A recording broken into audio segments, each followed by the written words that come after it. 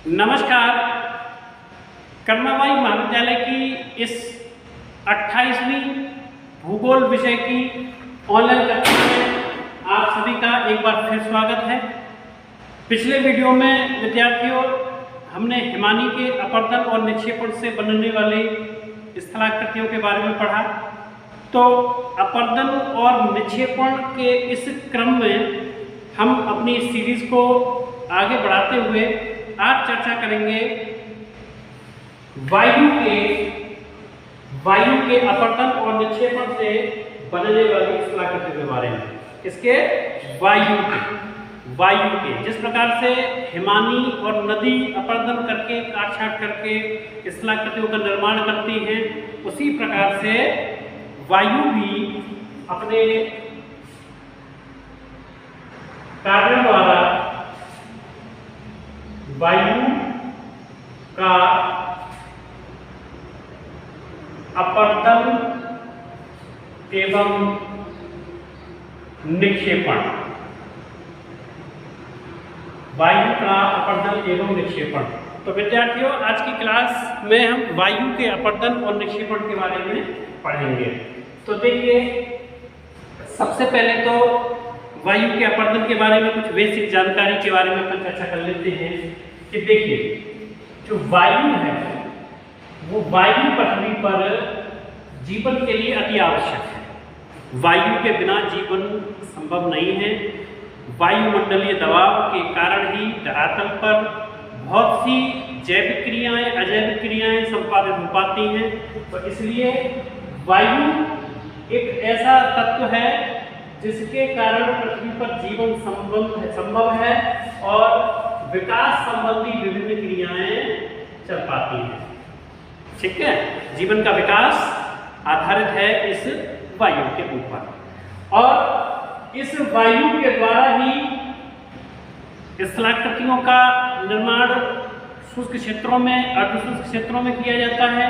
जिस प्रकार से मैंने आपको नदी के अपरदन बताए थे, नदी का अपरदन बताया था मैंने, तो ये नदी का अपरदन या काट छांट कहाँ होता है? ये होता है आर्द्र क्षेत्रों में। आर्द्र क्षेत्रों में यानी जहाँ पर वर्षा होती है, जहाँ पर वर्षा अधिक होती है या वर्षा के क्षेत्रों में अपरदन और निक्षेपण दोनों कार्य किस जगह पर होंगे? आर्द्र क्षेत्रों में होंगे। ठीक है, लेकिन वायु की बात करें हम, वायु जो है शुष्क या अर्धशुष्क, शुष्क या अर्धशुष्क क्षेत्रों की घटना होती है। वायु शुष्क या अर्धशुष्क क्षेत्रों की घटना होती है। अब ये शुष्क और अर्धशुष्क क्षेत्र कौन से होते हैं, इनको डिफाइन कर लेते हैं। शुष्क और अर्धशुष्क वो क्षेत्र होते हैं जहां वाष्पीकरण अधिक होता है और वर्षण की मात्रा कम होती है।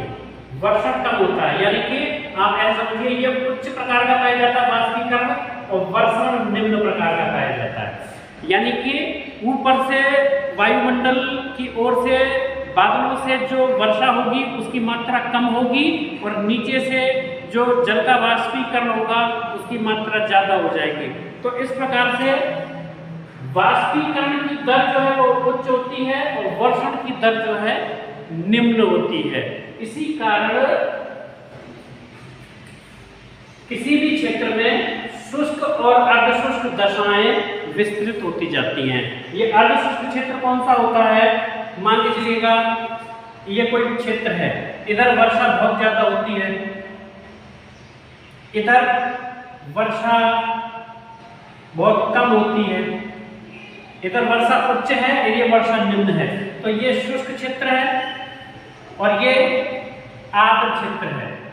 अब इन दोनों के बीच का जो क्षेत्र है वो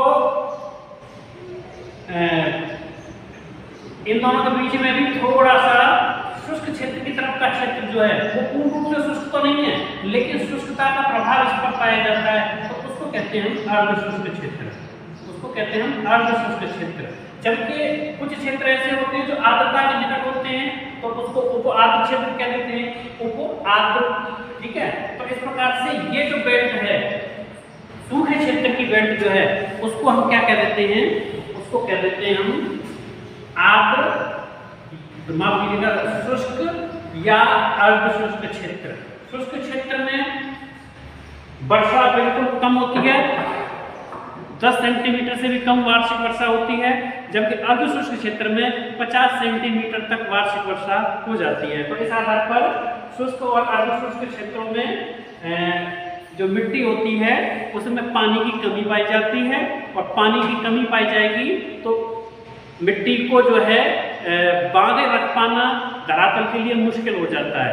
जब मिट्टी बंधी नहीं होगी पानी के अभाव में, तो वायु प्रक्रम अपने वेग के कारण इसको उड़ा ले जाएगा मिट्टी को, या वायु के साथ कंकड़ पत्थर बारीक बहेंगे, बालू वो अन्य चट्टानों से टकरा के उनको भी अपरदित कर देंगे, उनको भी घिस देंगे। तो इस प्रकार से विद्यार्थियों ये समझ गए होंगे आप शुष्क और अर्ध शुष्क क्षेत्र की कॉन्सेप्ट। इसके अलावा और बात करते हैं अपन कि जब वायु चलती है, यानी कि जब वायु चलती है या पवन चलती है, तो पवन के शांत होने पर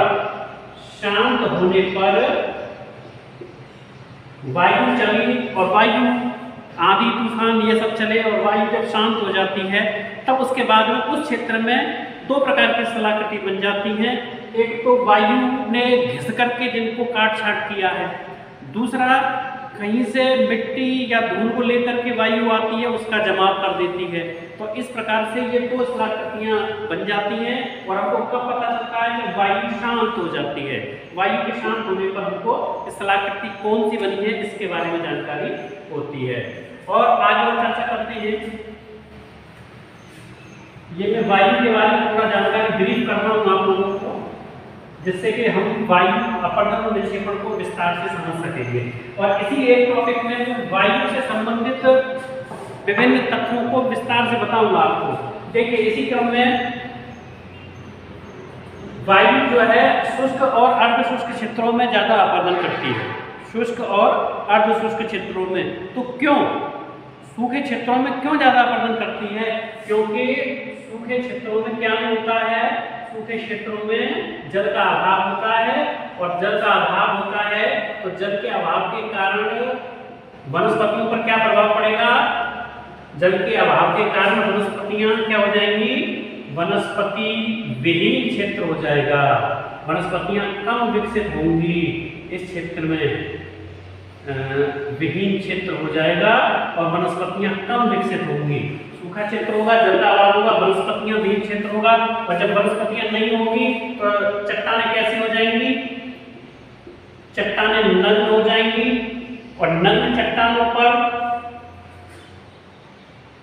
जलवायु का, वायु का, नदी का और आपके हिमालयों का इनका ज्यादा प्रभाव पड़ेगा। नंगी चट्टानें होती है ना, जिनके ऊपर आवरण नहीं होता वनस्पति का, उनके ऊपर इन सभी अपरदन के प्रक्रमों का अधिक प्रभाव पड़ता है। तो इसलिए तो चट्टानों को क्या करेंगी ये वायु, फिर नंगी चट्टानें होंगी तो उनको अधिक घिस देंगी, अधिक घिस देंगी। तो क्या होगा? अधिक घिस देंगी तो उनका अपरदन हो जाएगा। अपरदन का मतलब काट छाट हो जाएगा, और काट छाट होने के बाद में उनका कहीं जाकर के जमाव हो जाएगा, और इस अपरदन और जमाव के कारण क्या बन जाती हैं? स्थलाकृतियां बन जाती हैं, स्थलाकृतियां बन जाती हैं। तो यहाँ क्या आपको समझ में आया होगा कि सूखे क्षेत्र में ही अपरदन क्यों ज्यादा करती है वायु? जो नमी वाले क्षेत्र है वहां पर नदियां ज्यादा प्रभावी होती हैं या बहता हुआ जल, जबकि सूखे क्षेत्र में वायु का कार्य ज्यादा होता है। तो ये बात आप समझ गए होंगे। और एक महत्वपूर्ण तथ्य कि विश्व के 1/3 क्षेत्र पर मरुस्थलों का विस्तार है, यानी कि विश्व के 1/3 क्षेत्र पर क्या है? मरुस्थल पाए जाते हैं, मरुस्थल पाए जाते हैं। मरुस्थल ये शुष्क और अर्ध शुष्क दोनों हो सकते हैं। इसके अलावा मरुस्थल की कैटेगरी को 2 भागों में और भी बांटा जाता है, जैसे शीत मरुस्थल और उष्ण मरुस्थल। मरुस्थल का मतलब खाली यही नहीं होता है कि रेत पड़ी हुई है बहुत सारी किसी बड़े क्षेत्र में, बालू पड़ी हुई है, बालू के टीले हैं, वही मरुस्थल होता है। मरुस्थल का मतलब ये नहीं होता है। मरुस्थल का मतलब वनस्पति विहीन क्षेत्र होता है जहां पर जल का अभाव पाया जाता है। ठीक है, तो ये विश्व के एक तिहाई क्षेत्र पर मरुस्थलों का विकास है। और जो अधिकांश जो मरुस्थलीय क्षेत्र है वो कहां पर है? एशिया और अफ्रीका में। एशिया और अफ्रीका में अधिकांश मरुस्थलीय क्षेत्र है। विश्व के जो एक तिहाई मरुस्थलीय क्षेत्र हैं वो एशिया और अफ्रीका में ज्यादा पाए जाते हैं। और यूरोप में मरुस्थल नहीं पाए जाते। देखिए ये भी महत्वपूर्ण बात है, यूरोप में मरुस्थल नहीं होते हैं, यूरोप में मरुस्थल नहीं पाए जाते। और अगर आप विश्व के मानचित्र को देखो ना, तो विश्व के मानचित्र पर अधिकांश जो मरुस्थल हैं वो महाद्वीपों के पश्चिमी किनारों पर ज्यादातर पाए जाते हैं। पश्चिमी किनारों पर अधिकांशतः पाए जाते हैं। वो किस लिए पाए जाते हैं? क्योंकि जब व्यापारिक पवनें जब चलती हैं तो वो पूर्वी महाद्वीपीय जो तट है वहां से समुद्रों की आर्द्र हवाओं को लेकर के आगे बढ़ती हैं और महाद्वीपों के पश्चिमी भाग में जाकर के उनकी नमी समाप्त हो जाती है, तो वहां पर वर्षा उतनी नहीं हो पाती है। तो इस कारण अधिकांश मरुस्थल जो हैं पश्चिमी महाद्वीपीय भागों पर पाए जाते हैं, जिनमें आप देखें अमेरिका में सोनोरान मरुस्थल है, उत्तरी अमेरिका महाद्वीप में। दक्षिण अमेरिका महाद्वीप के अंदर पेटागोनिया है ना। तो इस प्रकार से अटाकामा, तो ये इस प्रकार के जो मरुस्थल हैं ये जो है पश्चिमी भागों में ज़्यादा हैं। लेकिन एशिया और अफ्रीका के जो मरुस्थल हैं वो थोड़े से इसके अपवाद के स्वरूप में आ सकते हैं, क्योंकि सहारा मरुस्थल को देखें तो उत्तर पश्चिमी भाग में है, थोड़ा पश्चिमी भाग में नहीं है, गिनी तट के आसपास नहीं है मरुस्थल। ठीक है, तो इस प्रकार से। और एशिया में भी आप देखें जो अरब का जो मरुस्थल है वो दक्षिण पश्चिम की ओर है थोड़ा सा, जबकि ऑस्ट्रेलिया का मरुस्थल पूरा ही मतलब पश्चिमी तट की तरफ ज़्यादा है। यानी कि ऑस्ट्रेलिया में भी बहुत बड़े भूभाग पर, यानी कि ऑस्ट्रेलिया के अंदर भी बहुत बड़े भूभाग पर मरुस्थल है। ऑस्ट्रेलिया में जो है बहुत बड़े भूभाग पर मरुस्थल है। इसके अलावा जो मरुस्थलों का जो स्पीकर में इसकी शॉर्ट में मिटा देता हूँ, फिर थोड़ी सी जगह और चाहिए इसमें। ऑस्ट्रेलिया की बात कर रहे थे कि ऑस्ट्रेलिया में विश्व में सबसे ज्यादा किसी भी महाद्वीप में अगर परसेंटेज के मामले में बात करें तो सबसे ज्यादा मरुस्थल है ऑस्ट्रेलिया के अंदर। ठीक है, तो देखिए ऑस्ट्रेलिया की बात हम कर रहे थे।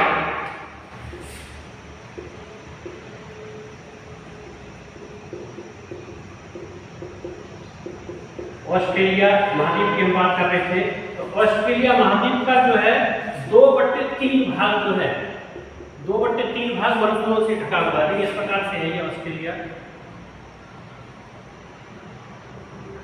तो इसका जो अधिकांश जो मरुस्थलीय भाग है वो इस तरफ है। ये जो अधिकांश है ये मरुस्थलीय भाग है ऑस्ट्रेलिया का।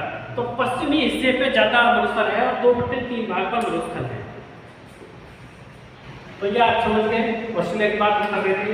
और जो मरुस्थल हैं शुष्क क्षेत्र है उनका विस्तार ज्यादातर 20 डिग्री से 30 डिग्री अक्षांशों के बीच पाया जाता है। 20 डिग्री से 30 डिग्री अक्षांशों के बीच पाया जाता है। 20 से 30 डिग्री अक्षांशों के बीच पाया जाता है महाद्वीपों पर। ठीक है, ये विशेष ध्यान रखेंगे। और इनके बारे में एक महत्वपूर्ण बात कि पश्चिमी भागों पर ही पाया जाएगा, महाद्वीपों के पश्चिमी भाग पर पाया जाएगा, ये भी एक खास बात है। ठीक है, इसके अलावा जो शीतोष्ण मरुस्थल है, शीतोष्ण यानी शीत और उष्ण के बीच में जो कटिबंध आता है, शीतोष्ण कटिबंध, यानी कि ये देखिएगा ये भूमध्य रेखा है, ये कर्क रेखा है, ये मकर रेखा है। ये उष्ण मरुस्थलीय वाला क्षेत्र है और इनके बीच में ये जो बेल्ट है ये शीतोष्ण है और ये शीत क्षेत्र है। तो उष्ण और शीत के बीच में ये शीतोष्ण क्षेत्र है, शीतोष्ण। तो ये शीतोष्ण जो मरुस्थल हैं, शीतोष्ण भागों में जो मरुस्थल पाए जाएंगे वो शीतोष्ण मरुस्थल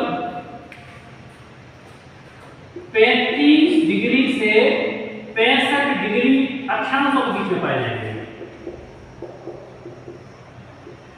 ये मरुस्थल कौन से होंगे? शुष्क मरुस्थल होंगे। तो शुष्क मरुस्थल और शीत मरुस्थल, दो प्रकार के मरुस्थल बन गए फिर यहाँ पर, ठीक है।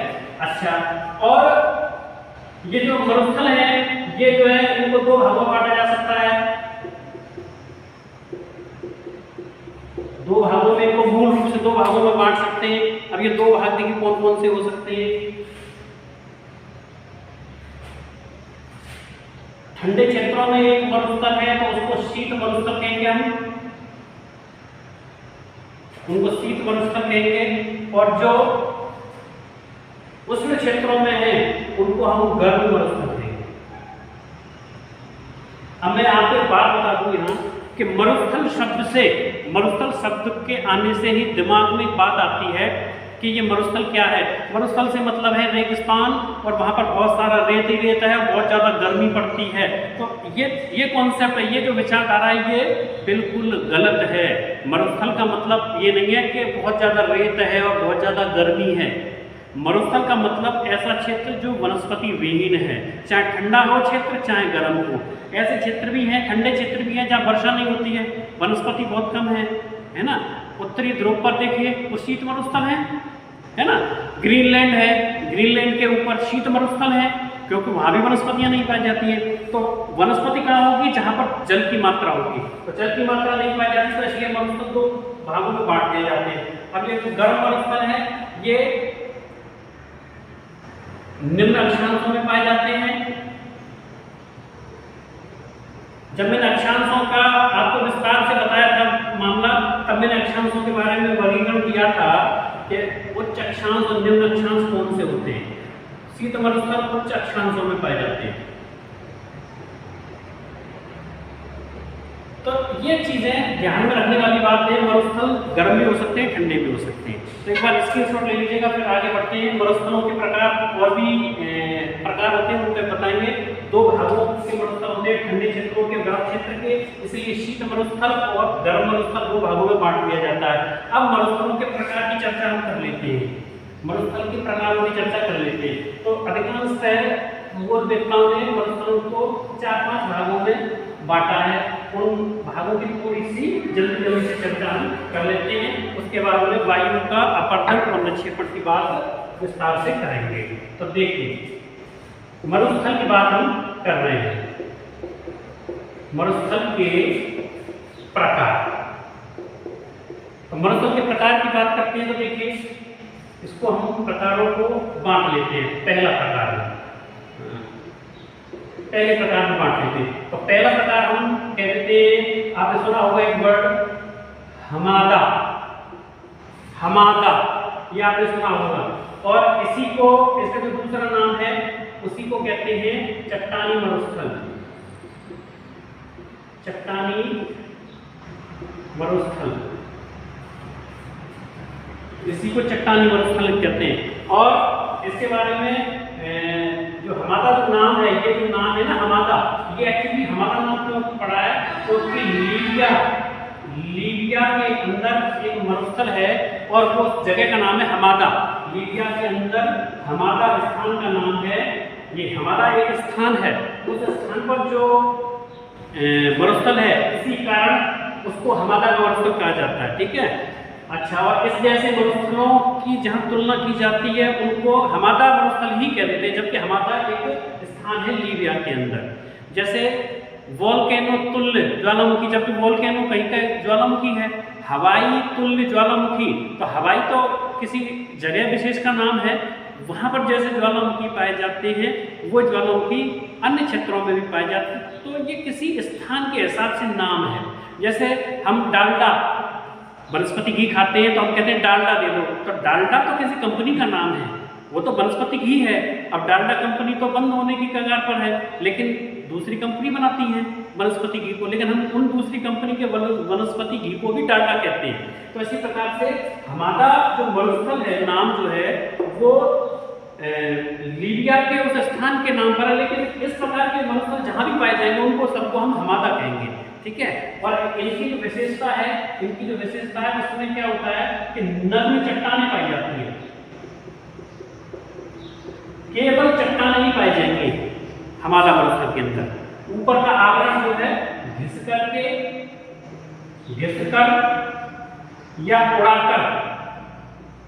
घिसकर या उड़ाकर वायु के साथ ले जाती है। तो इस प्रकार से पहला एक मरुस्थल है हमारा। अब दूसरे प्रकार की चर्चा कर लेते हैं। दूसरे प्रकार के मरुस्थल होते हैं पथरीले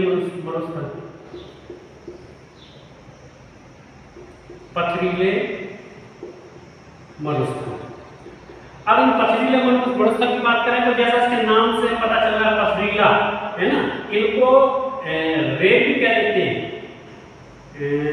या रेत भी कह देते हैं। जैसे हमारा मैंने लिखा है आपको, तो ऐसे रेत भी कह देते हैं इनको, और चट्टानी मरुस्थल भी कह देते हैं। तो रेत या पथरीले मरुस्थल के नाम से इनको जाना जाता है।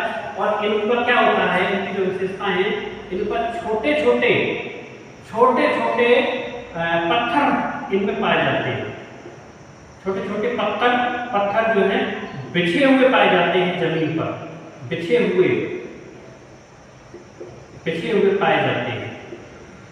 तो इसीलिए क्योंकि पत्थर पाए जाते हैं इसलिए पथरीले मरुस्थल होते हैं। अब हमारा जो होते हैं ये तो एक पर्वतीय टाइप का है, पूरा चट्टानी क्षेत्र है पूरा कंप्लीट, लेकिन यहाँ पत्थरों के साथ साथ मिट्टी के जमा भी पाए जाते हैं। तो इसलिए थोड़ा सा इसमें अंतर है, ये दूसरे प्रकार का मरुस्थल हो गया।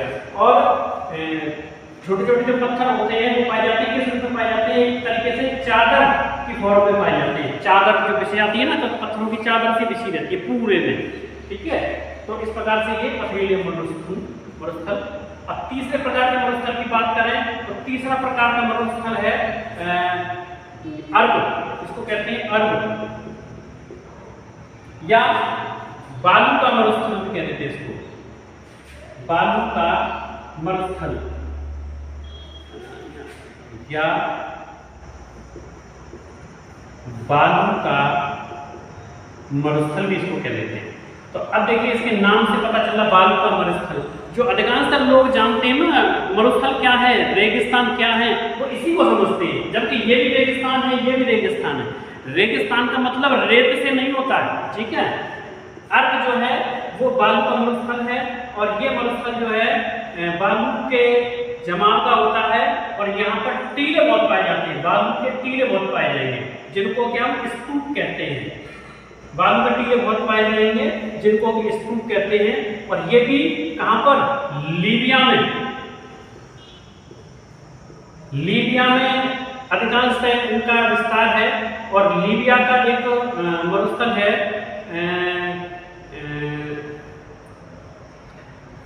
पहले तो यहाँ का जो मरुस्थल है ये लीबिया से संबंधित हो गया हमारा, ठीक है, पहली बात। दूसरा ये मिस्र का, इसका उदाहरण बता देता हूँ, ये मिस्र में है, मिस्र का है, इसका नाम है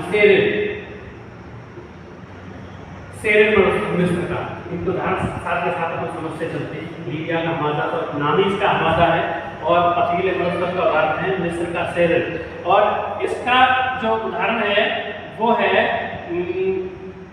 लीबिया का ये है कलासिया, लीबिया का ये है कलासिया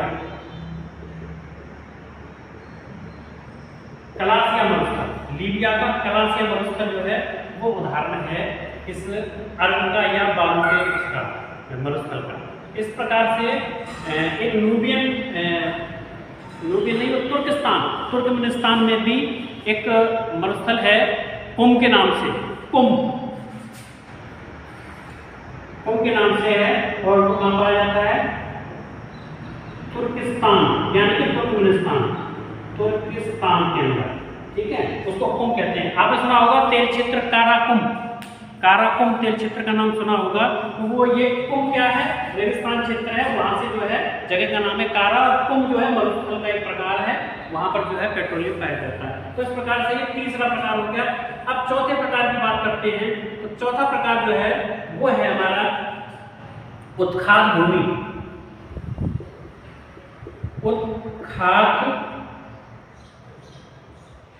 भूमि। तो ये भी मरुस्थल की श्रेणी में आते हैं। आप ऐसे समझिएगा कि इनको बीहड़ भी कह देते हैं, चंबल के जो बीहड़ है ना वही सब, तो इसको बीहड़ भी कह देते हैं। तो और इसको एक वर्ड है बेडलैंड, बेडलैंड भी कह देते हैं। अमेरिका के अंदर एक दक्षिणी डकोटा में, दक्षिणी डकोटा, डकोटा राज्य है अमेरिका का, तो दक्षिणी डकोटा के अंदर, दक्षिणी डकोटा के अंदर ये बहुत ज़्यादा पाए जाते हैं अमेरिका के अंदर, ठीक है। और एक इसका उदाहरण जो है आप चंबल के बीहड़ भी ले सकते हैं, चंबल के बीहड़, ये इसका उदाहरण है। हम उदाहरणों की बात कर रहे हैं, लीबिया का और आपके मिस्र का, तुर्किस्तान का, ये सारे उदाहरण हैं। ये चंबल का बीहड़ जो है वो उत्खात भूमि का उदाहरण है।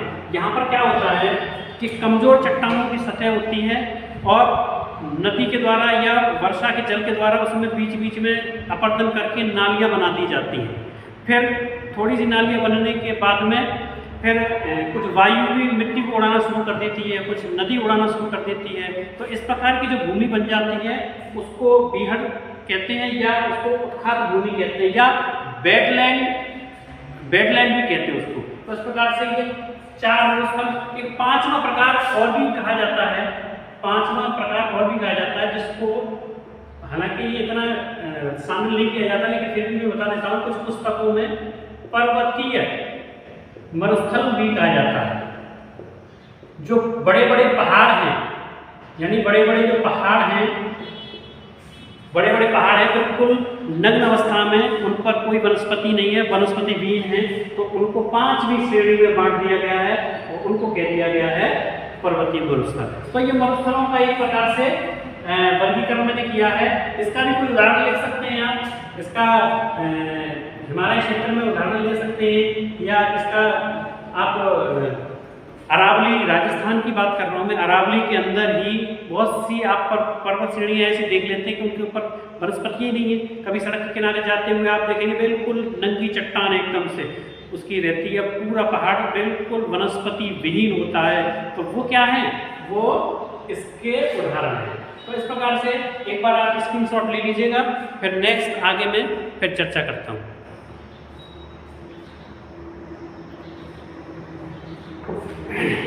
ये मरुस्थलों का वर्गीकरण कर लिया हमने। अधिकांशतः मरुस्थल को दो भागों में बांटा जाता है, एक शीत मरुस्थल और एक उष्ण मरुस्थल। ठंडे क्षेत्रों में जो मरुस्थल होते हैं उनको शीत मरुस्थल कहते हैं, और उष्ण क्षेत्रों में जो होते हैं उनको उष्ण या गर्म मरुस्थल कहते हैं। तो ये मरुस्थल को दो भागों में बांटा और मरुस्थल को प्रकारों में हमने बांटा। तो वो प्रकार इसके 5 बता दिए मैंने भैया। ये 5 प्रकार, जिसमें हमादा, एक हमादा बताया, एक पथरीला मरुस्थल बताया, एक अर्धशुष्क बताया, एक उत्खात भूमि बताया, और एक पर्वतीय या पहाड़ी जो पहाड़ होते हैं वो भी मरुस्थल की श्रेणी में शामिल किए जाते हैं। अब देखिएगा, ये तो हमने मरुस्थल की बात कर ली। अब थोड़ा सा और आगे बढ़ते हैं तो वायु के अपरदन पर आते हैं। वायु का अपरदन और निक्षेपण। तो वायु का अपरदन और निक्षेपण क्यों होगा? देखिए, जब हम बात कर रहे हैं वायु एक प्रक्रम के रूप में, तो इसकी विस्तार से चर्चा हम करेंगे। मरुस्थलों को इसलिए मैं बीच में लेकर के आया क्योंकि मरुस्थल एक बहुत ही महत्वपूर्ण स्थलाकृति है वायु के अपरदन के लिए, ठीक है। अब वायु के द्वारा अपरदन करने के लिए क्या क्या दशाएं आवश्यक हैं? भाई, वायु चलेगी, काट छांट करेगी, यानी अपरदन करेगी, मिट्टी को ले जाकर के कहीं जमा करेगी। तो इसके लिए क्या चीजें जरूरी है, यानी कि आवश्यक दशाएं क्या है?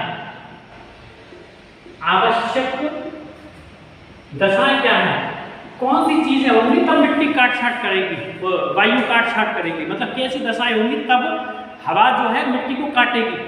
कई बार आप देखते हैं कि बहुत से क्षेत्रों में घास बिछी हुई है, वहां पर खूब आंधी आती है लेकिन मिट्टी बिल्कुल नहीं उड़ती। भाई, यूरोपीय कंट्रीज के अंदर देखो, अमेरिकन कंट्रीज के अंदर देखो, वहां पर धूल मिट्टी उड़ती नहीं है। तो वहां पर क्या है, वनस्पति का आवरण है। ऐसा नहीं है कि आंधी वहां नहीं आती है, आंधी वहां भी बहुत आती है, तूफान वहां भी बहुत आते हैं, लेकिन वहां पर वायु अपरदन कम है। कारण क्या है? क्योंकि कुछ दशाएं वहां पर उपलब्ध नहीं है। मिट्टी के ऊपर घास बहुत है, वनस्पति बहुत है। तो क्या ऐसी आवश्यक दशाएं हैं कि अपवर्तन होगा? तो देखिए आवश्यक दशाओं में वायु का वेग बहुत होना चाहिए, वायु का वेग जो है वो तीव्र होना चाहिए। कैसा होना चाहिए? तीव्र होना चाहिए। तेज हवा चलेगी तभी तो अपवर्तन होगा। दूसरी बात, जो मात्रा है, मात्रा किसकी? वायुओं की, सॉरी वायु, वायु का मतलब होता है वायु के अंदर जो कंकड़ पत्थर मिट्टी उड़ करके आते हैं उनको वायु कहते हैं। तो मात्रा कैसी होनी चाहिए? वायु की कैसी? अधिक होनी चाहिए। जितनी अधिक वायु की मात्रा होगी उतना ज्यादा अपवर्तन होगा। कभी बहुत तेज आंधी आ रही हो और आप उस आंधी के सामना आपको करना पड़े कभी, तो आप देखेंगे कि पैरों में अगर आपने ऊपर कर लिया जाए, पैंट को ऊपर थोड़ा सा कर लिया जाए, तो पैरों में कंकड़ पत्थर मिट्टी ये बहुत जोर जोर से बहुत तेज गति से लगते हैं, हमको दर्द होता है पैरों में, क्योंकि आंधी क्या करती है, इन कंकड़ पत्थरों को हमारे पैरों से टकराती है और हमारे लगती है। तो ये कंकड़ पत्थर क्या करते हैं, ये काट-छाट करते हैं, पैरों में टकरा रहे हैं तो हमारे दर्द हो रहा है। अगर ये दीवार से टकराएंगे या किसी चट्टान से टकराएंगे तो उसको नीचे से काट देंगे, नीचे से काट करके उसको घिस देंगे। तो इसलिए जो वायु है उनकी मात्रा भी महत्वपूर्ण रोल प्ले करती है। तीसरा, चट्टानों की संरचना। अब चट्टानों की संरचना कैसी है साहब? चट्टानों की संरचना का मतलब है चट्टान कठोर है, अवसादी चट्टान है, या आग्नेय चट्टान है, या रूपांतरित चट्टान है। संगठन कैसा है चट्टान का? चट्टान में सिलिका की मात्रा ज्यादा है तो वो कठोर होगी, और सिलिका की मात्रा कम है तो वो मुलायम होगी। सिलिका क्या है? सिलिका एक तत्व है जो चट्टानों को कठोरता प्रदान करता है। सीमेंट जो बनता है वो सिलिका की मात्रा से ही बनता है। जितनी सिलिका की मात्रा ज्यादा होगी सीमेंट उतना ही अच्छा होगा। चौथा क्या हो सकता है? जलवायु। देखिए, अगर किसी क्षेत्र की जलवायु आर्द्र हो जाए, आर्द्र हो जाए यानी नमी हो जाए, तो बारिश होगी, बारिश होगी तो वहां की मिट्टी नीचे बैठ जाएगी।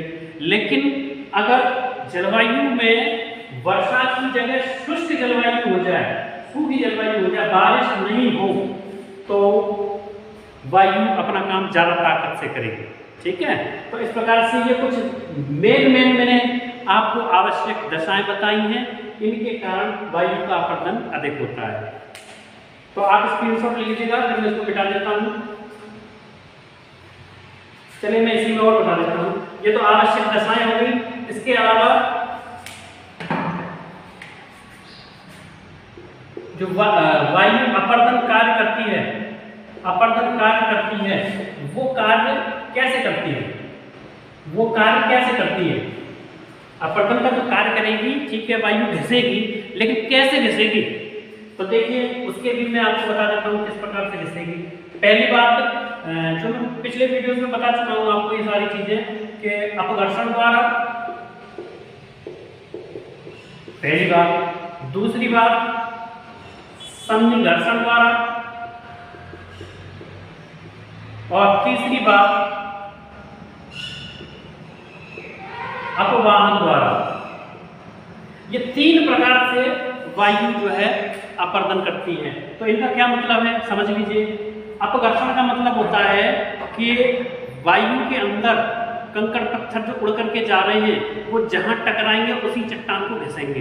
कंकड़ पत्थर उड़ के जा रहे हैं, मान के चलिए ये कंकड़ है, ये उड़ के जा रहा है, कोई पत्थर या कंकड़ का टुकड़ा, और वो इधर टकराएगा, पहाड़ों से टकराएगा, दीवारों से टकराएगा, तमाम इस आकृतियों से टकरा के उनको घिसता हुआ जाएगा। ठीक है, और खुद भी घिसेगा, है ना। तो ये कहलाता है अपघर्षण। और मान के चलिएगा एक चट्टानी टुकड़ा ये है और एक चट्टानी टुकड़ा ये है, ये दोनों उड़ करके जा रहे हैं और दोनों आपस में भी घिस रहे हैं, आपस में भी टकरा रहे हैं। तो ये आपस में जो टकरा रहे हैं ये कहलाता है सन्निघर्षण। और इस स्थान पर, यहाँ पर ये दोनों टुकड़े पड़े हुए हैं और इनको उठा करके दूसरी जगह ले जाना, ये कहलाता है अपवाहन। अपवाहन यानी बहाना। ठीक है, तो जैसे हिमानी जो है उत्पाटन करती है, उखाड़ती है, ऐसे ही वायु जो है अपवाहन करती है, बहाती है। ठीक है, तो इस प्रकार से तीन कार्य इनके इंपॉर्टेंट है। अपघर्षण, इसमें जो वायु होते हैं वो आसपास की चट्टानों को घिसते हैं। संधि घर्षण में वायु अपने आप में एक दूसरे को घिसते हैं और अपवाहन में एक जगह की मिट्टी को उठा करके दूसरी जगह ले जाया जाता है। तो इस प्रकार से 3 प्रकार से अपरदन का कार्य कौन करता है? वायु करता है। अब आप स्क्रीनशॉट ले लीजिएगा। फिर आगे अपन स्थलाकृति से बनने वाली अपरदन से बनने वाली स्थलाकृतियों की बात करेंगे। अपरदन से बनने वाली स्थलाकृतियों की बात अपन करेंगे।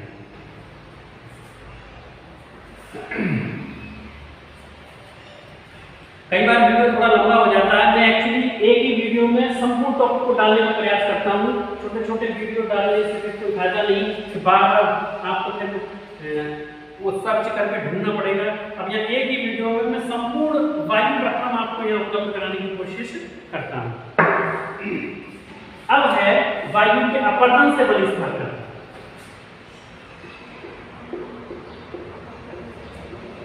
अपरदन से बनी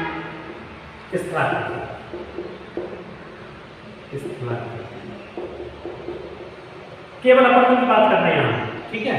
तो अपरदन से बनी स्थलाकृति में सबसे पहले हम लिख लेते हैं तिपहल, या इनको कहते हैं ड्राई कांटर। तिपहल या ड्राई कांटर। तिपहल और या ड्राई कांटर क्या होते हैं? ये एक्चुअली इधर उधर पड़े हुए चट्टानी टुकड़े ही हैं, पत्थरों के टुकड़े हैं, जिनको घिस घिस करके नुकीला कई सतह पर 2-3 सतह पर एक तरीके से ऐसा कर दिया है कि ये नुकीले बन जाते हैं। तो इनकी आकृतियों को कैसी बन जाती है? कोई टुकड़ा है मान पत्थर का, उसका इस प्रकार से ये इस प्रकार से नुकीला टुकड़ा हो गया, कोई इस प्रकार से नुकीला पत्थर का टुकड़ा हो गया, कोई ऐसे टुकड़ा हो गया नुकीला ऐसे, यानी कि नुकीले से जो कंकर पत्थर के टुकड़े होते हैं उनको कहते हैं ड्राई कांटर या तिपहल। दूसरी स्थलाकृति है, मैं जल्दी इसको कर देता हूँ क्योंकि वीडियो लंबा हो जाता है, लेकिन समझाऊंगा मैं पूरा।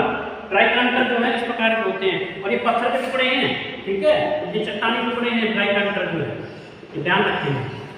दूसरा जो स्थलाकृति है वो है छत्रक, या इसको गारा भी कहते हैं। छत्रक या गारा भी कहते हैं इसको गारा भी कहते हैं। जर्मन भाषा के वर्ड है ये, ठीक है, आप कंफ्यूज मत होना। इसकी स्थलाकृति कैसी होती है कि देखिए कोई बड़ी स्थलाकृति है यहाँ पर, ये बहुत बड़ी चट्टान है कोई, आप ऐसे कर लीजिएगा, ये चट्टान है तो बहुत बड़ी। अब वायु जो है इधर से भी आती है, वायु इधर से भी आती है। अब ये वायु के अंदर कंकड़ पत्थर भी आ गए, तो कंकड़ पत्थर जो है भारी, जो कंकड़ पत्थर होंगे वजनीले, वजन जिनका ज्यादा होगा वो नीचे की परतों में होंगे वायु में, या ऊपर की परत में होंगे? ऊपर की परत में तो नहीं होंगे, नीचे की परत में होंगे क्योंकि भारी है। और ऊपर हल्के कण होंगे वायु के, नीचे भारी पथरीले चट्टानी टुकड़े होंगे। तो वो क्या करेंगे? यहाँ टकराएंगे तो क्योंकि नीचे भारी कण है नीचे, तो वो ज्यादा अपरदन करेंगे नीचे। ऊपर पतले कण है मिट्टी के, वायु के, मिट्टी के या धूल के, तो कम काटेंगे। तो ये कट करके क्या हो जाएगा? इसको कठोर और मुलायम चट्टान को इस प्रकार से काट देंगे, इस प्रकार से। तो अब ये जो चट्टान थी कोई बहुत बड़ी या कोई पहाड़ था, वो कट करके किस स्थलाकृति कैसे रूप में बदल गया और उसका रूप ये हो गया। ये कोई चट्टान थी, यानी कि ऊपरी भाग विस्तृत है, ऊपरी भाग विस्तृत है, नीचे ये केवल यहाँ पर ये जुड़ा हुआ है। तो इस प्रकार की जो स्थलाकृति होती है उसको कहते हैं छत्रक या गारा। ये जो है मशरूम के आकार का होता है। ये मशरूम के आकार का, मशरूम के आकार, मशरूम सब्जी होती है। मशरूम कैसे होती है सब्जी? इस प्रकार की, इस प्रकार का होता है ना मशरूम की सब्जी जो होती है। तो आप समझते होंगे बात को। तो मशरूम के आकार की होती है, इसलिए इसको मशरूम रॉक भी कहते हैं। मशरूम रॉक भी कह देते हैं, पूरा नाम इसका मशरूम रॉक भी पड़ जाता है। तो ये छत्रक या गारा और तिपहल, ये आप दो स्थलाकृति को एक बार देख लीजिएगा। फिर आगे मैं तीसरी स्थलाकृति की चर्चा करूंगा। मैं इसको मिटा देता हूँ।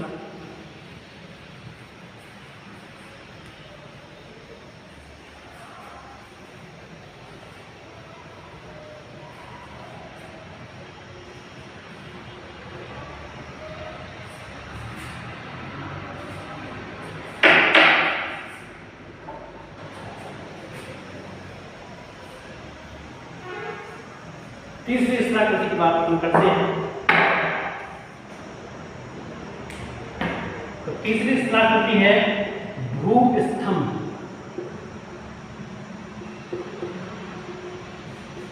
इनको डोमिसाइल भी कहते हैं।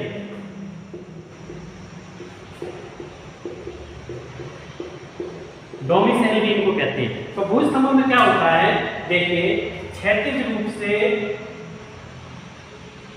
ये देखिएगा कोई चट्टान है, कोई बड़ा ही चट्टान है और क्षैतिज रूप से इसके ऊपर ये कठोर चट्टान है, कठोर चट्टान है, और ये कठोर चट्टान, इसके नीचे फिर मुलायम चट्टानें हैं, इसके नीचे मुलायम चट्टानें हैं, ये सब मुलायम चट्टानें हैं, कोई कम मुलायम ज्यादा मुलायम, मुलायम चट्टान है, और ये कैसी है, कठोर चट्टान है सबसे ऊपर। अब क्या होता है कि इन कठोर चट्टानों के ऊपर यहाँ पर कोई संधियां होती हैं, जोड़ होते हैं, संधियां होती हैं। अब ये संधियां मान लीजिए यहाँ पर कोई संधि है, यहाँ कोई संधि है, ये संधि है, तो ये थोड़ा सा क्या होगा, ये थोड़ी सी घिस जाएंगे, यहाँ पर नीचे घिस जाएंगे, ये यहाँ पर घिस जाएंगे। अब स्थलाकृति कैसी बन गई, इस प्रकार की स्थलाकृति बन गई, इस प्रकार की स्थलाकृति बन गई। अब वायु जो है ऊपर से बह रही है, वायु क्या करेगी, इनको और गहरा काटेगी, और गहरा काटेगी, तो ये कैसी कट करके कैसी हो जाएगी, ये इस प्रकार से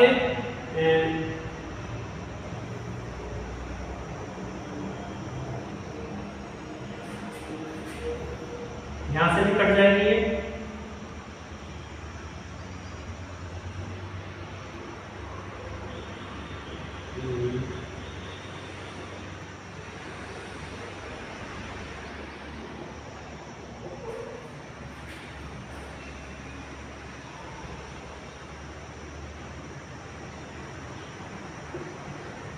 ये कट जाएंगे।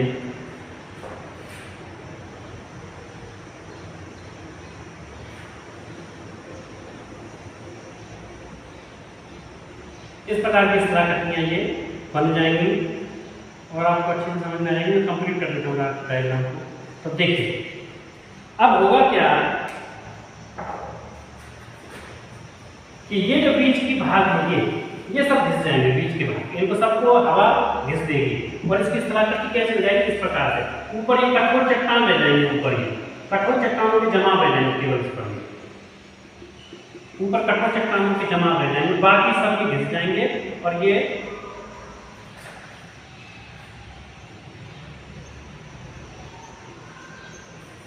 इस प्रकार के, इनको कहेंगे भूस्तंभ। कठोर चट्टान ऊपर जो होगी ना क्षैतिज रूप से, वो तो नहीं घिसेगी, बाकी हवा जो है वायु अंदर घुस करके इनको काट देगी और हवा जो बाहर निकलती जाएगी, अंदर घुसती जाएगी हवा और बाहर निकलती जाएगी और इनको गड्ढा करती जाएगी और ये कैसे बन जाएंगे, भूस्तंभ के रूप में बन जाते हैं।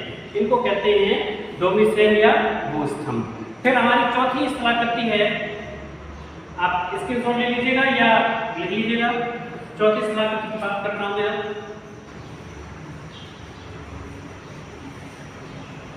वीडियो काफी लंबा हो जाता है, इसलिए कोशिश कर रहा हूँ जल्दी आपको समझाने की। चौथा जो स्थलाकृति है उसका नाम है ज़्यूगेन। इसको हिंदी में भी ज़्यूगेन कहते हैं, इंग्लिश में भी ज़्यूगेन कहते हैं। अब देखिए अभी मैंने आपको भूस्तंभ बताया था, है ना, तो इसमें भी क्या होता है कि क्षैतिज रूप से एकांतर क्रम में कठोर और मुलायम चट्टानें होती हैं। देखिए कैसे, ये मान के चलिएगा एक कोई कठोर चट्टान है,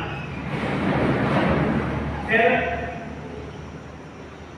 मुलायम, फिर कठोर मुलायम, इस प्रकार से चट्टानों का ये एकांतर क्रम है। मान लीजिए ये चट्टान कठोर है, ऊपर की सबसे ऊपर की चट्टान कठोर है, इसके नीचे मुलायम चट्टान है, उसके नीचे भी फिर और मुलायम चट्टान है। तो इस प्रकार से ये विभिन्न प्रकार की विभिन्न संरचना की चट्टानें हैं जो पाई जाती हैं। अब ऊपर से वायु बहती है, ऊपर से वायु बहती है, तो वायु क्या करेगी कि जो संधियां होंगी, इसमें भी क्या होगा कि संधियां, जो अभी थोड़ी देर पहले मैंने भूस्तंभों के बारे में बताया था, ऐसे ही इसमें भी संधियां होंगी, तो संधियों के सहारे इनको घिसना शुरू कर देंगी चट्टानें और फिर घिस करके क्या करेंगी, इनको इस प्रकार से घिस देंगी। देखिए इस प्रकार से घिस देंगी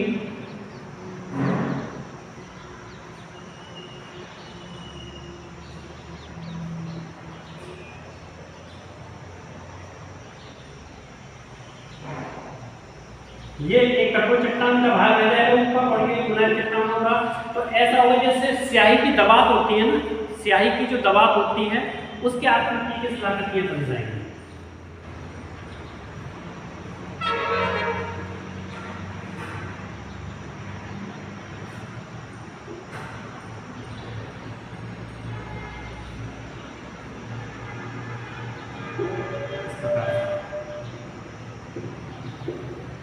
तो आप समझ सकते हैं कि इस प्रकार की शिलाकृतियां जो है बनती चली जाएंगी।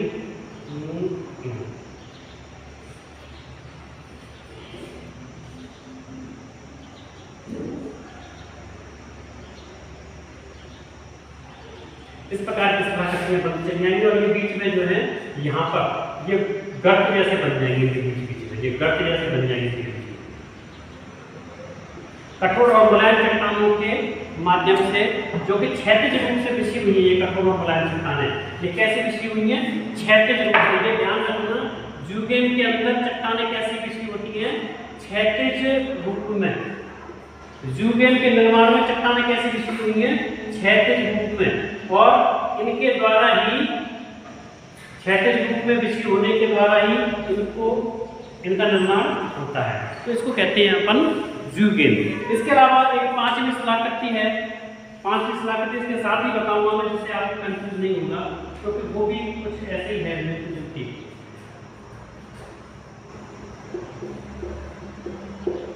यार्डान, ये अजीब सा नाम है, यार्डान।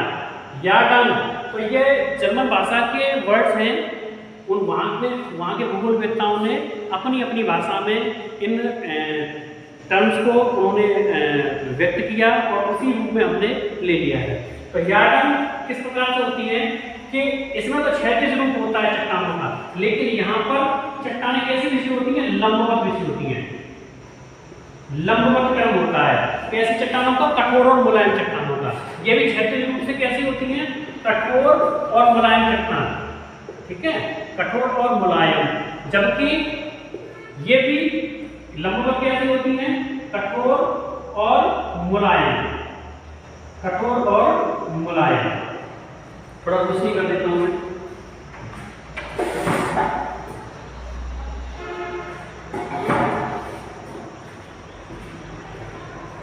कठोर और मुलायम चट्टानों का रहता है। तो देखिए इस प्रकार से ये क्रम है लंबवत। तो कोई कठोर चट्टान है, ये मान लीजिएगा कि कठोर चट्टान है, ये मुलायम है, ये कठोर है, ये मुलायम है, ये कठोर है।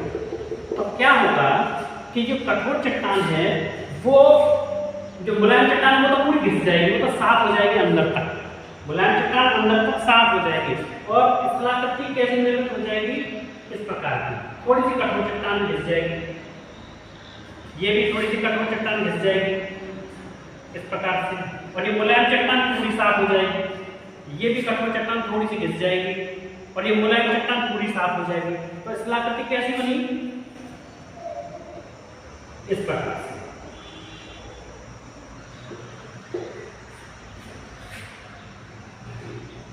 अब ऐसी शिलाकृतियां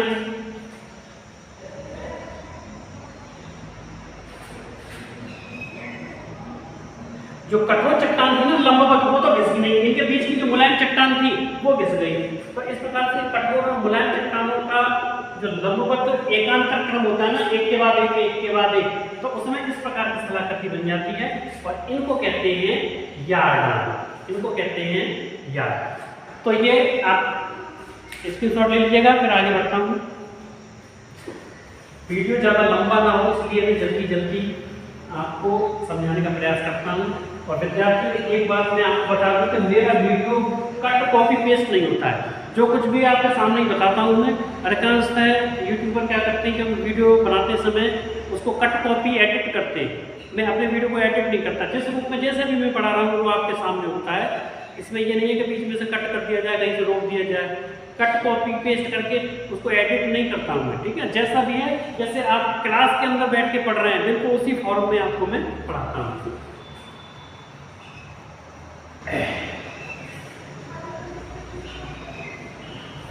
देखिए हमने शिलाकृति यार्डान पढ़ ली। छठी शिलाकृति है इंसेलवर्ग। इंसेल वर्ग। और सातवीं स्थलाकृति है वातवर्त, ठीक है। और एक वो स्थलाकृति और रह जाएंगी, फिर ये कंप्लीट हो जाएंगे। इंसेल वर्ग का क्या मतलब होता है कि किसी भी क्षेत्र में, किसी क्षेत्र में जो कठोर चट्टानें होती हैं, यानी कि कठोर चट्टानें होती हैं, वो कठोर चट्टानें होती हैं, वो कैसे हो जाती हैं, गुंबदाकार। कठोर चट्टानें कैसे हो जाती है, गुंबदाकार, यानी कि ये कोई क्षेत्र है और इसमें कठोर चट्टान होगी ना, वो थोड़ी थोड़ी सी गुंबदाकार छोटी छोटी से रूप में निकली हुई रह जाएगी। इस प्रकार से ये कठोर चट्टान थोड़ी थोड़ी सी निकली हुई रह जाती है। इन कठोर चट्टानों को कहते हैं इंसेल वर्ग। और ये मरुस्थलीय क्षेत्र है, ये मरुस्थल के अंदर, मरुस्थलीय क्षेत्र के अंदर, मरुस्थलीय क्षेत्र के अंदर इस प्रकार की स्थलाकृति पाई जाती है, तो इसको कहते हैं हम इंसेल वर्ग। अब वातवर्त की बात करते हैं कि ये मान लीजिएगा कोई समतल धरातल है, इस पर रेत बिछी हुई है और वायु के जो बवंडर पड़ते हैं, गोल गोल वायु जो घूमती है, तो गोल गोल वायु के घूमने से क्या होता है, छोटे छोटे से चक्रवात रूप जो आते हैं इस प्रकार से, इस प्रकार के जो चक्रवात रूप आते हैं, तो क्या करते हैं, यहाँ की मिट्टी को भी हटा देते हैं और यहाँ पर क्या कर देते हैं, गर्त बना देते हैं। तो ये जो गर्त होते हैं ना, यहाँ पर ये जो गर्त बन जाते हैं मिट्टी में, इन गर्त को वात का मतलब होता है वायु के बवंडर द्वारा जो गर्त बनते हैं वो कहते हैं वात गर्त। तो समतल मैदान में इस प्रकार से मिट्टी के गर्त जैसे बन जाते हैं, जगह जगह गर्त बन जाते हैं और यहाँ की मिट्टी को उड़ा करके कहीं और जमा कर देती है वायु, तो इसको कहते हैं हम वात गर्त। इसको भी ले लीजिएगा, फिर मैं मिटा करके अगली स्थलाकृति नंबर 8 की बात करता हूँ।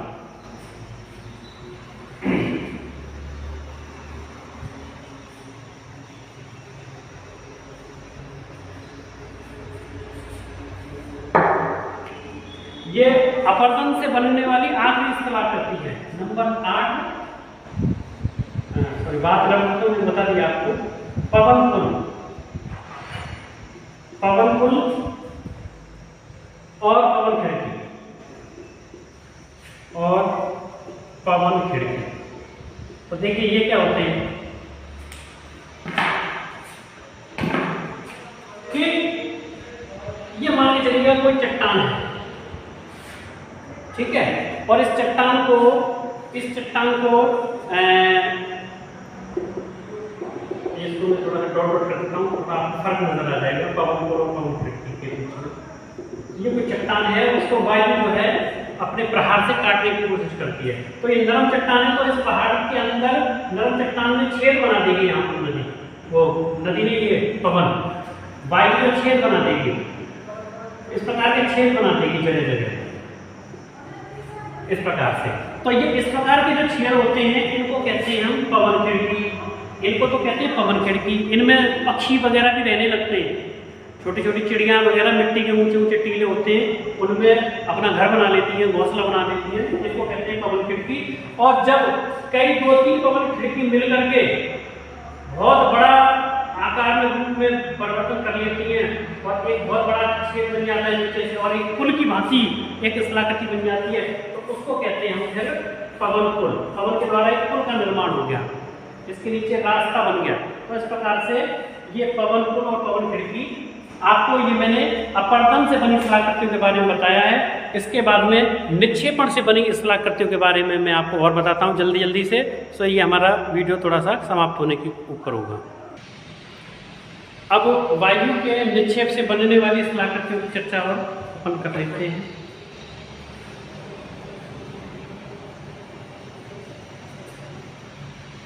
अपरदन से बनने वाली स्थलाकृतियां समाप्त हो गई। अब निक्षेपण से बनने वाली स्थलाकृतियों की चर्चा हम और कर लेते हैं। निक्षेपण से बनने वाली स्थलाकृतियां या जमाव से बनने वाली स्थलाकृतियां, निक्षेप से बनी स्थलाकृतियां।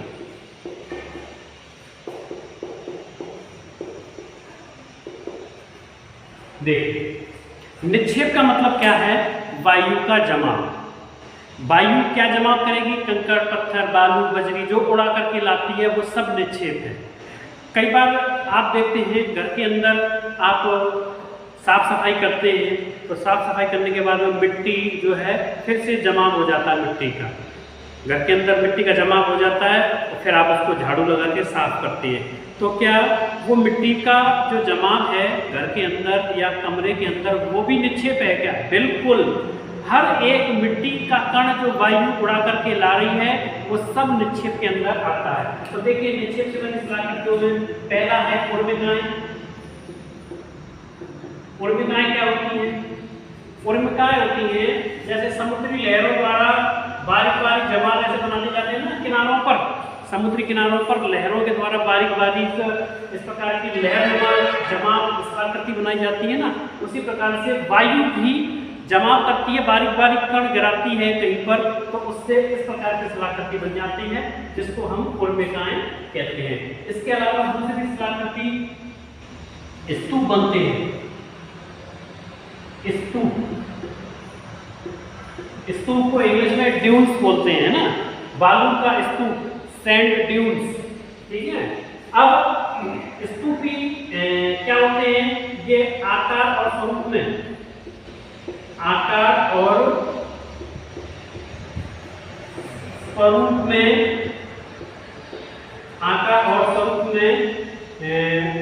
वायु के द्वारा परिवर्तित होते रहते हैं, ठीक है। आकार और स्वरूप में वायु के द्वारा परिवर्तित होते रहते हैं। तो स्तूप निर्भर करते हैं वायु की गति पर, वायु के वेग पर, वायु के अंदर बहने वाले अवसादों पर, वायु के ऊपर, इन सब चीजों पर निर्भर करते हैं स्तूप। तो इस आधार पर स्तूपों को भी 2-3 भागों में बांट दिया जाता है। देखिए कौन कौन से भाग हैं। एक स्तूप होते हैं जिनको हम बरखान कहते हैं, एक स्तूप को हम बरखान कहते हैं। दूसरे प्रकार के स्तूपों को हम समांतर या अनुदैर्घ्य स्तूप कहते हैं। तीसरे प्रकार के जो स्तूप हैं उनको लंबवत या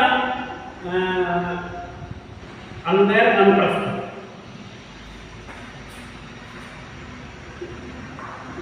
लंबवत या अनुदैर्घ्य अनुप्रस्थ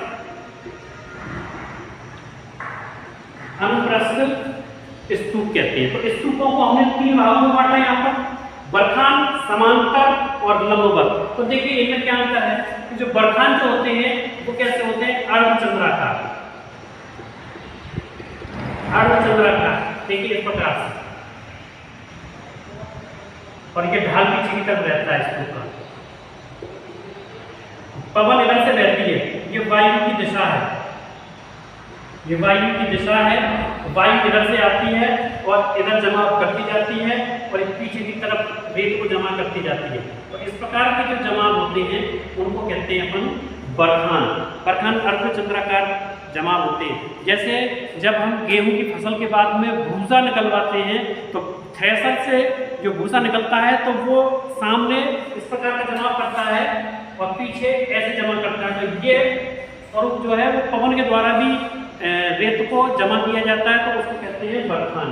और जो समानांतर जो स्तूप होते हैं उनमें क्या होता है कि वायु की दिशा देखिए ये है, वायु की दिशा ये है, तो वायु क्या करेगी? उसी दिशा में लगातार टीले जमा करती जाएगी, एक ही दिशा में लगातार टीले जमा करती है।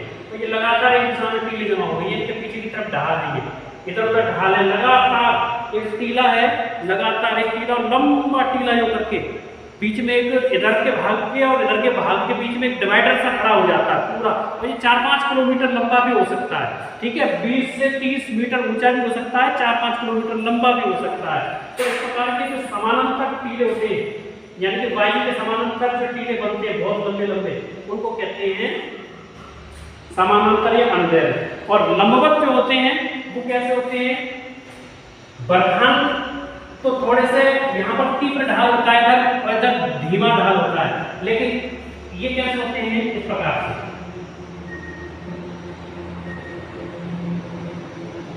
इस प्रकार से, ये वायु, ये रेत है, रेत का जमाव हो गया है, वायु इधर से आ रही है। इस प्रकार के जो टीले होते हैं वो लंबवत होते हैं, यानी कि वायु ऐसे जा रही है तो इनका जो जमाव है ऐसे हो रहा है, वायु के लंबवत ऐसे, वायु के साथ समकोण पर विकास हो रहा है इनका। लेकिन अंधेरे का क्या होता है कि वायु के साथ ही जमाव हो रहा है, ठीक है। इस प्रकार से ये वायु के द्वारा निर्मित स्तूप है। स्तूप के प्रकार हैं बरखान, दूसरा समांतर या अनुदैर्ध्य स्तूप, तीसरा लंबवत या अनुप्रस्थ स्तूप। इनका स्क्रीनशॉट ले लीजिएगा, फिर मैं और तीसरा प्रकार बताता हूँ।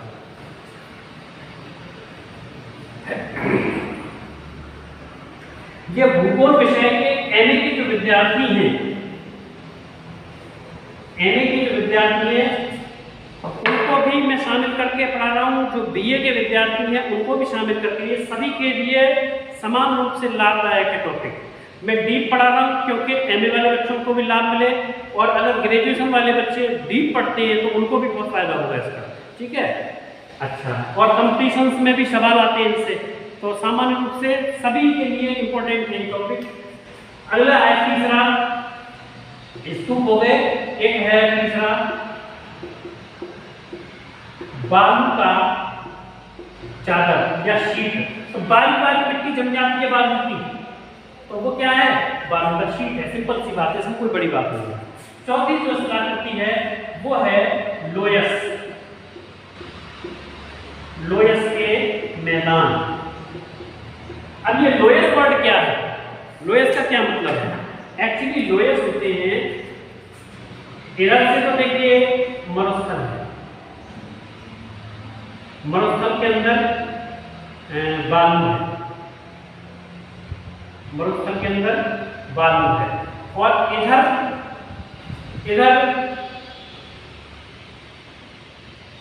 नदियों के मैदान है, इधर नदियों के मैदान है।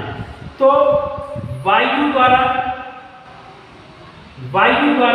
इधर से मिट्टी का जमाव कर, बालू का जमाव कर दिया जाता है। अब बालू के ऊपर इधर से नदियों का मैदान है, यहाँ से भी मिट्टी के कण उड़ करके आते हैं, यहाँ से भी मिट्टी के कण उड़ के आते हैं, तो उनका भी जमाव हो जाएगा इसके ऊपर। फिर मरुस्थल की तरफ से फिर बालू आ जाएगी, फिर नदियों की तरफ से फिर मिट्टी आ जाएगी, फिर बालू आ जाएगी। तो इस प्रकार से बालू और जो मिट्टी का जो क्रम है, बालू और मिट्टी की जो परतें बिछ जाती हैं, ये परतें ही क्या कहलाती हैं, लोयस का मैदान कहलाती हैं। इधर से तो जो नदियों की जो मिट्टी है उसमें तो ह्यूमस की मात्रा बहुत ज्यादा है, ह्यूमस की मात्रा बहुत ज्यादा है, जबकि मरुस्थल की तरफ से जो बालू आ रही है उसमें खनिज तत्व की मात्रा बहुत ज्यादा होती है। तो ये खनिज और ह्यूमस दोनों मिलकर के मिट्टी को कैसा बना देते हैं, बहुत ज्यादा उपजाऊ बना देते हैं, बहुत ज्यादा कैसा बना देते हैं, उपजाऊ बना देते हैं। और ये लोयस जो है, ये आपने सुना होगा वांगो नदी, उसको पीली नदी भी कहते हैं चीन के अंदर, और लोयस के मैदान से बह करके मिट्टी आती है। इस पर जो मिट्टी का रंग होता है वो पीला और थोड़ा सा ब्राउन कलर का मिक्स होता है। तो इसलिए इस क्षेत्र से जो वांगो नदी पानी लेकर के आती है उसका रंग पीला होता है, और ये वांगो नदी जिस सागर में गिरती है उसका रंग भी सागर का पीला हो जाता है, तो इसलिए इसको पीला सागर कहते हैं। तो नदी भी पीली हुई इसके कारण, और जिस सागर में गिर रही है नदी उसको भी पीला। ये घटना है चीन के संदर्भ में, ठीक है। अब ये लोयस का मैदान न्यूजीलैंड में भी पाया जाता है, फ्रांस में भी है। फ्रांस का लोयस जो है वो सबसे पहले, लोयस एक्चुअली क्या है कि ये लोयस जो नाम दिया है एक तरीके से फ्रांस का गांव है लोयस, और वहां पर ही जमाव है। तो इस प्रकार से ये लोयस के मैदान के बारे में आपने पढ़ा। अब एक बार स्क्रीनशॉट ले लीजिएगा, फिर मैं वीडियो के अंत में एक दो बातें और बताता हूँ। लास्ट पेडीमेंट, बाजदा, प्लाया, ये क्या होती है, इनके बारे में बात कर लेते हैं। हालांकि इनको वायु के साथ में पढ़ाया जाता है, पेडीमेंट को या प्लाया को, है ना, और आपके बाजदा को। ये एक्चुअली नदी के द्वारा फ्लूवियल प्रोसेस के थ्रू इनका निर्माण होता है, वायु का इसमें योगदान नहीं होता है। पर क्योंकि ये मरुस्थलीय क्षेत्रों में पाए जाते हैं इसलिए वायु के निक्षेपण का भी इसमें प्रभाव होता है। तो इन पीडमोंट, बाजदा और प्लाया जैसी टर्म्स को वायु निक्षेपण के साथ जोड़ा जाता है, जबकि ये फ्लूवियल वर्क्स हैं, यानी कि नदी या बहते हुए जल के कारण इनका निर्माण होता है। पर फिर भी क्योंकि मरुस्थलीय क्षेत्र की घटनाओं के बारे में हम पढ़ रहे हैं, तो देखिए चर्चा है पेडिमेंट, बाजदा और प्लाया के बीच में। ठीक है, ये बहुत इंपॉर्टेंट टर्म्स हैं और परीक्षाओं में बहुत सवाल इनसे पूछे जाते हैं। तो देखिए ये कोई मैं पर्वतीय क्षेत्र बना लेता हूं। इधर है ये लोयस का क्षेत्र, लोयस का मैदान, ठीक है, लोयस का मैदान, और ये पर्वतीय क्षेत्र है। और जो पर्वतीय ढालों से, पेडिमेंट की बात कर रहा हूं, पेडिमेंट क्या होते हैं? पर्वतीय ढालों से जब वर्षा का जल पर्वतीय ढालों से जब नीचे की तरफ आता है तो यहाँ पर कैसी चट्टानों का निर्माण कर देता है? नग्न चट्टानों का निर्माण कर देता है, नग्न चट्टानों का निर्माण कर देता है। और ये नग्न चट्टानें जो हैं ये क्या कहलाती है? पेडिमेंट, इनको कहते हैं पेडिमेंट। यहाँ मैं लिख देता हूँ पेडिमेंट। ये जो एरिया है ये कहलाता है पेडिमेंट, नग्न चट्टानों का एरिया। अब यहाँ से जो मलबा लेकर के आई है, जो ये पानी की धारा यहाँ पर क्या करेगी? जमाव कर देगी, यहाँ पर क्या कर देगी? जमाव कर देगी। तो ये जो जमाव हो जाता है, इस जमाव को क्या कहते हैं? इस जमाव को कहते हैं बाजदा। इस जमाव को बाजदा कहते हैं। अब यह काम कौन कर रहा है? वर्षा का जल, ध्यान रखेंगे। अच्छा, अब ये जो पानी है ये आगे बहता जाएगा, पानी बहकर के इस जगह पर इकट्ठा हो जाएगा, ये मरुस्थलीय क्षेत्रों में है, ये एक झील का निर्माण हो जाएगा। ये झील क्या है? इसको कहते हैं प्लाया। ये कौन सी झील है? प्लाया झील, इसको प्लाया कहते हैं। और ये कैसे होती है? खारे पानी की झील होती है, खारे पानी की झील होती है। ठीक है, ये ध्यान रखेंगे। ये झील कैसी है? खारे पानी की झील है। अच्छा, और ये जो क्षेत्र है जो दो तरफ से ऊंचे भागों से नीचा होता है, यानी कि इधर भी थोड़ा सा ऊंचा भाग पहाड़ी भाग और इधर भी पहाड़ी भाग, और बीच में जो गहरा भाग है उसको कहते हैं बालसन। उसको क्या कहते हैं? बालसन कहते हैं, जो थोड़ा सा नीचा होता है। और ये पेडमोंट के बाद बाजदा के बाद में ये बालसन का निर्माण होता है। और जब पानी भर जाता है तब इसको कहते हैं प्लाया झील। और ये घटना कहाँ की होती है? कहाँ पर घटना होती है? ये सारी ये मरुस्थलीय क्षेत्रों की घटना है, मरुस्थलों की घटना है। ये घटना मरुस्थलों की है, ठीक है, मरुस्थलीय क्षेत्र की घटना है। और इधर लोयस का मैदान है। अब यहाँ पर एक मैं इंपॉर्टेंट बात ये बता दूं आपको कि ये जो स्थलाकृतियों का जमाव हो रहा है ये केवल और सिर्फ केवल इस वर्षा जल के कारण, फ्लूवियल के कारण हो रहा है। ये जलीय अपर्दन और निक्षेपण का प्रोसेस है, पर क्योंकि ये घटना मरुस्थलीय क्षेत्र की है इसलिए इसमें इसको सम्मिलित किया जाता है। अब देखिए होता क्या है कि ये लोयस का जो क्षेत्र है, लोयस का जो क्षेत्र है ये थोड़ा सा अर्धशुष्क क्षेत्र होता है। अर्धशुष्क क्षेत्र से वाष्पन की क्रिया होती है, वाष्पन की क्रिया होती है, प्लाया झील से वाष्पन की क्रिया होती है। अब वाष्पन के द्वारा यहाँ पर बादल निर्मित होते हैं। वायु क्या करती है? इन बादलों को उड़ा करके इधर ले जाती है पर्वतीय क्षेत्र पर, और यहाँ पर क्या होता है? पर्वतीय वर्षा हो जाती है। पर्वतीय वर्षा के माध्यम से ये जल उधर से खिसक करके इधर आ जाता है। और अब ये एक कई बार सवाल होता है कि ये खारे पानी की झीलें क्यों होती है, इसमें नमक की मात्रा क्यों ज्यादा होती है?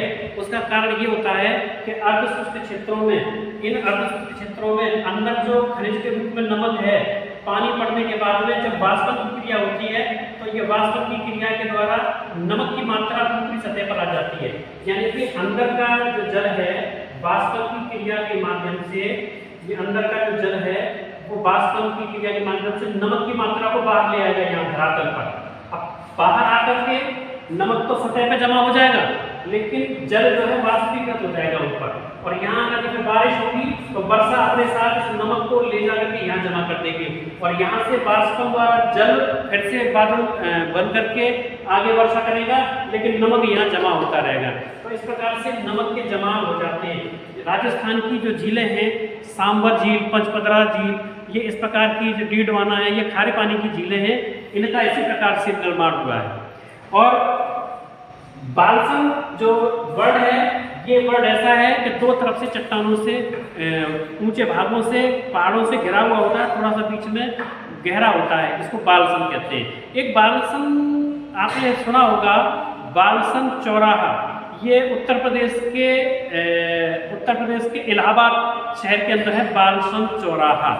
और बाल्सन चौराहा है, एक तरफ तो है आनंद भवन जो नेहरू जी का घर था, और एक तरफ है महत्वपूर्ण स्थान है ऋषि भारद्वाज का आश्रम। तो आनंद भवन और ऋषि भारद्वाज के आश्रम के बीच में थोड़ा गहरा भाग है, वो बाल्सन चौराहा कहलाता है। तो वो थोड़ा नीचा भाग है। बाल्सन क्या है?